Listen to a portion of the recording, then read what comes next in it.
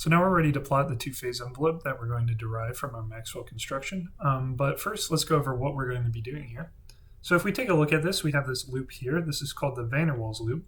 And if we remember by looking at our PV diagram, if we have some isotherm here and it's below the critical point, we can see that in this envelope here, we don't actually have anything, or we don't have a pressure. The pressure is constant. So what we're going to be plotting on here is the line that we're going to derive from our Maxwell construction here that makes the area under the line, or the integral of the curve under the line, equal to the integral of the curve above the line. So now we're ready to go ahead and start plotting our envelope here. And of course, we want to start off by finding a way to get the difference between our integral here and our integral here as close to 0 as possible. We're going to do this using the quadrature function that we had all the way back up here. And I'm going to go ahead and uncomment that out. And so we're going to be finding the areas, and we're going to be using quadrature. And we're going to have to supply our pressure and our temperature. And we're going to be using the volumes given the pressure and the temperature that we supply. And we want those to be our limits of integration, V1, V2, and V3. And our integrand, or the thing that is going to be integrated, we're going to be supplying our volume. And we want the function that we're going to be integrating, it's going to be the difference between our actual pressure and then the pressure that we predict using the cubic P equation all the way back up here. So we can go ahead and say we're defining our integrand, and we want to integrate the function P minus the result of our cubic equation of state for pressure using the volume we supply. Actually, we're going to also have to supply the temperature here. And then we want our function to return the result of those two integrations. So we were going to be returning the quad, and the quad argument here requires that we supply the function, and that's just going to be our integrand. And then the arguments for that function, which are going to be V1 and V2 for the first one. And then our second thing that we want to return is going to be the second integral in our Maxwell construction, and it's going to be the same format, just with V3 and V2, or actually V2 and V3. So now we're ready to go ahead and find the difference between those two areas. And we're actually going to be inputting a vector here, and I'll explain why in a second, and the temperature. And the reason why is because we're going to be using the root solver, and the root solver is expecting an array in order to make its guesses. So we're just going to say pressure is going to be the first index of our vector, and then the left integral and the right integral are going to be the first and second results respectively of using our quad function on the pressure and the temperature we give it. And then we want to return left plus right, because we're trying to get this as close to 0 as possible. And as a reminder, the left integral is going to be negative and the right integral will be positive. So now we're ready to use our root solver on our areas difference equation. And then we have to provide it with a vector, and we'll say 1 atmosphere.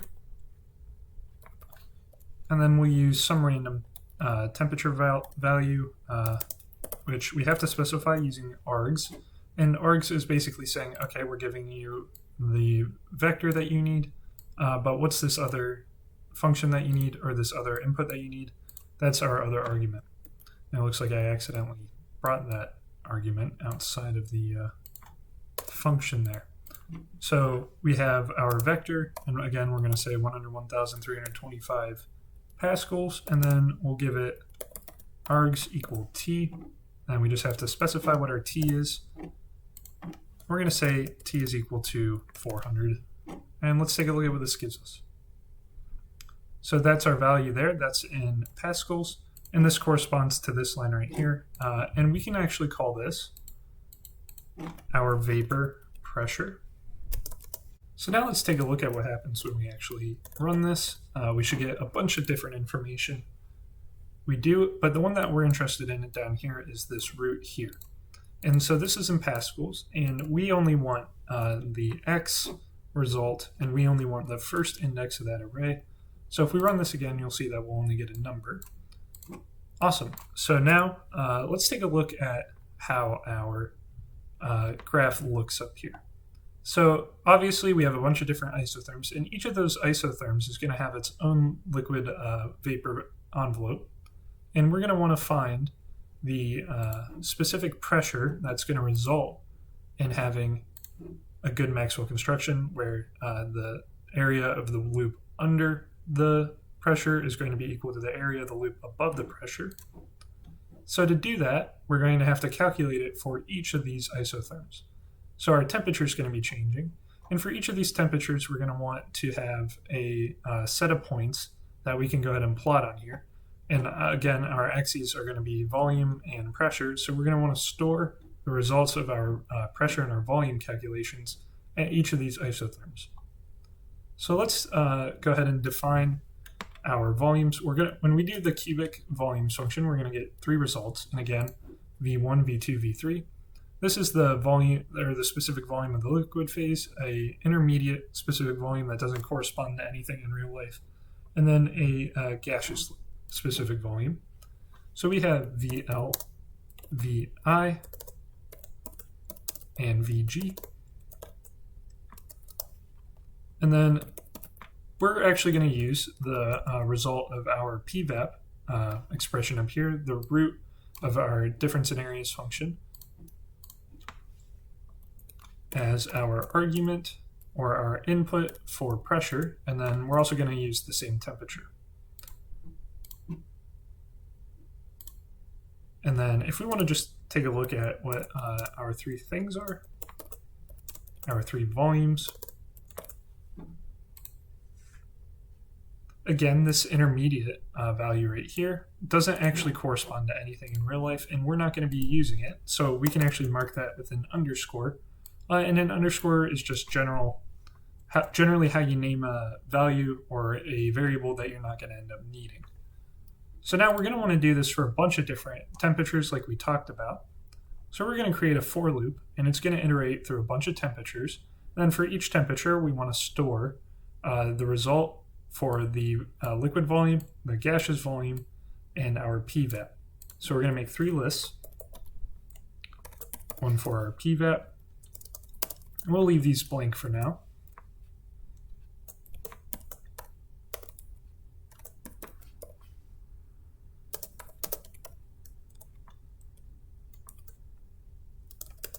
And then we're going to want a for loop. I forgot to specify this as a list. And we're going to make a for loop.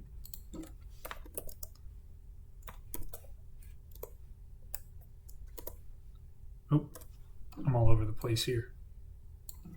For t, and then we'll have a range, and we'll start at, say, we'll start at 200 Kelvin. We'll go up to 600 Kelvin, which is a bit high, but it's fine for now. And then we'll do it in increments of 25 Kelvin. And then we want to iterate through these two functions here for each of these temperatures. All right, so let's go ahead and run that and see what happens. Actually, we'll display our, we'll just display one of the lists we have here. All right, looks good. And then I also don't really like our values here. We probably want it to be a bit more granular, and we don't need to go quite so high. We'll do increments of 10 Kelvin. Yeah, and I'm a little bit happier with that. So now we're going to have to make our plot here, and excuse this is from before, but we'll go ahead and copy and paste all our stuff down here because we're going to be reusing a lot of it.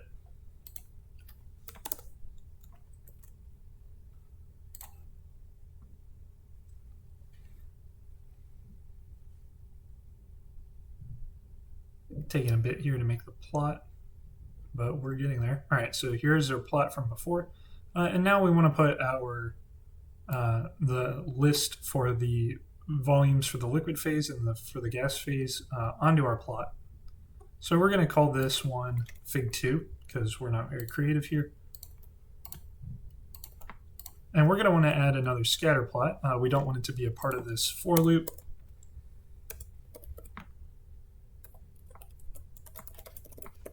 And it's going to essentially be the same thing, but this time we're going to be using our liquid specific volumes and our PVAP list. And we don't need a name right now. And we'll change the color of it just so it stands out a bit more. God, I keep putting the underscore in the wrong place. And then we're going to be changing it to white so it stands out a bit more. So let's take a quick look at that.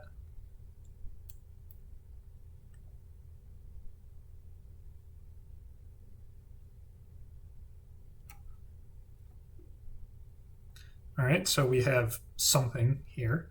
And then we can do the same thing for the gas phase.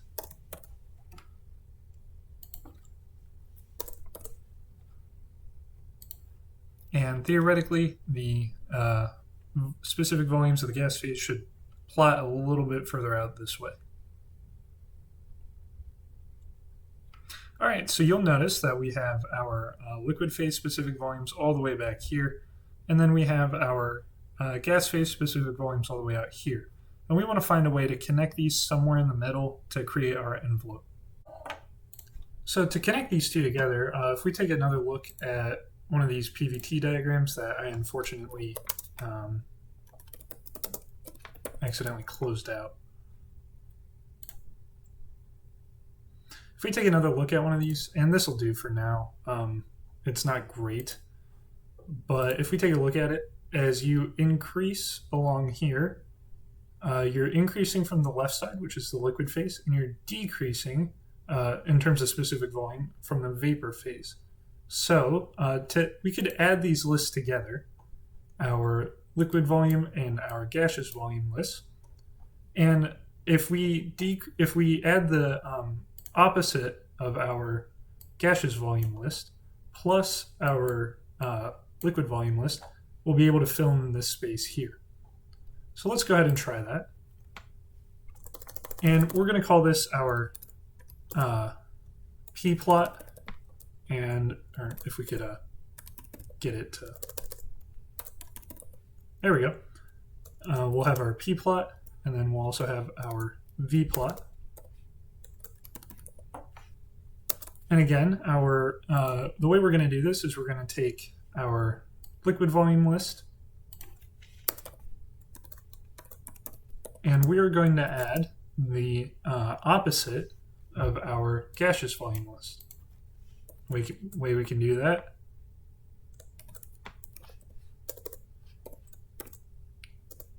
is just say we're going to use this syntax here, and all this means is that we're going to flip the order of the list, or of the elements in the list.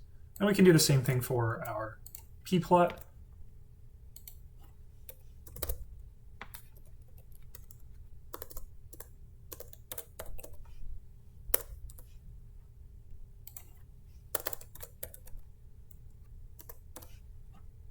So let's just make sure there's no errors there. Looks good. And then we can toss that in down here.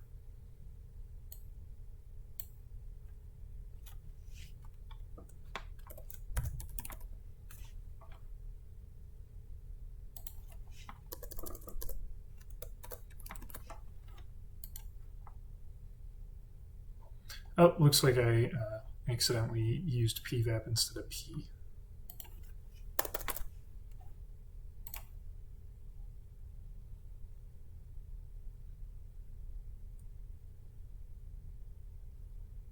This always takes a minute to run. I don't know if it's my internet or something else. So if we zoom in here, you can see that, well, we have something going on here. And later on, we'll go ahead and we'll cut this bit out over here. But it looks like we have it increasing here, and then all of a sudden we have this long straight line connecting the two. And if you'll notice, the reason for that is that we're really calculating up to like here on this curve, on this envelope, and like to here, and then we're just trying to connect both of them.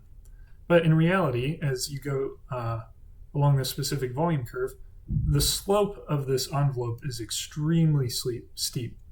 So the closer we get to the center point here, the critical point, we want the values that we're putting into our equation over here to decrease along with it.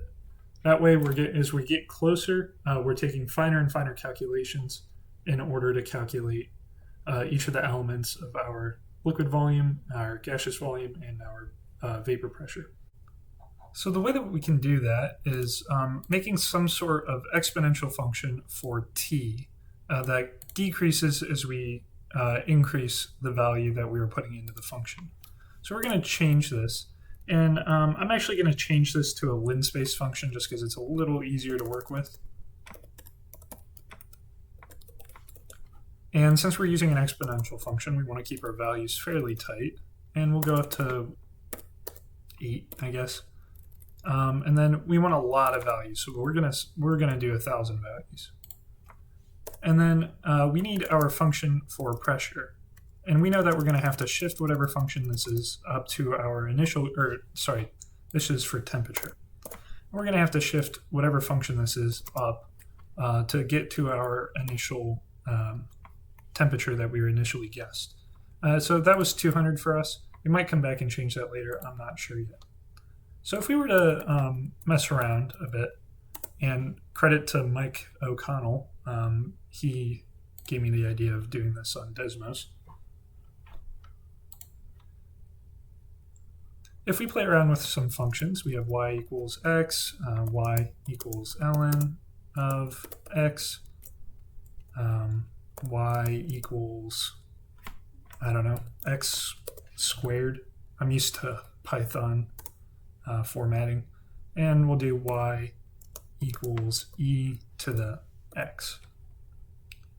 So if we take a look at these, we want something that decreases as it increases. So it looks like ln's a candidate, ln of x is a candidate. We don't really have much of a use for x squared. We could potentially use it if we were to flip it upside down, but that seems a little difficult. And obviously we don't need a straight line. So if we were to flip over our y equals e to the x function here, you can see that it decreases as our x increases, but we also want it to be vertical, so let's see what happens when you do that. Okay, so now it's getting closer and closer to 0, and we need to shift it up a bit so it passes through the origin.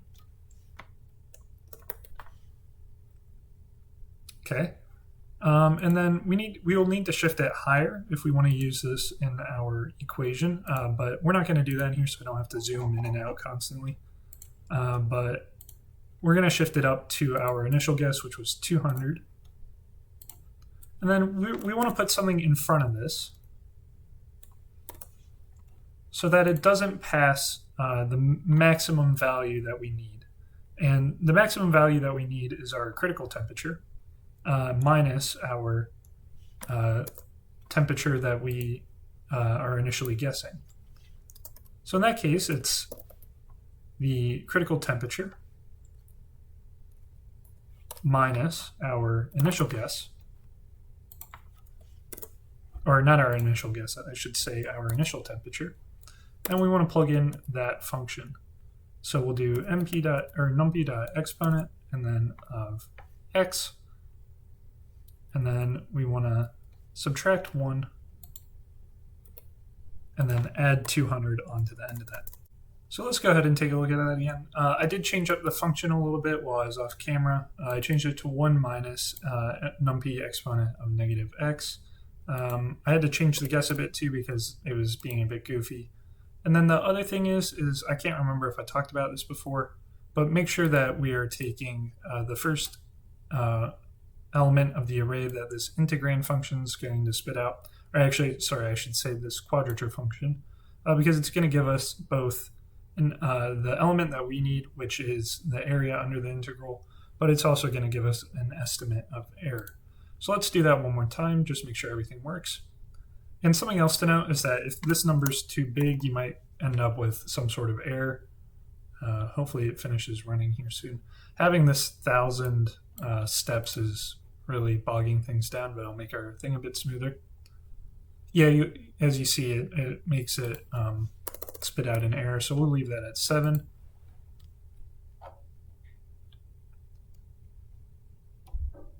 And then once that's done, we can go ahead and take a look at our plot. And again, this might take a while because we have so many values, but hopefully it'll be nice and smooth. And there we go. So this is our two-phase envelope, and it is superimposed on our plots of our isotherms. One final note, I was actually going to just leave off the video there, but the reason that we had that small artifact down in the corner there, and I'll see if I can bring it up again if we can get this stuff out of the way. That is not quite what we were going for. Where's the reset axes button? There we go. So previously we had an artifact down here, and that was just a result of having our initial temperature be 200. I'm not quite sure why it did that, but increasing our initial temperature to 250 should have fixed it.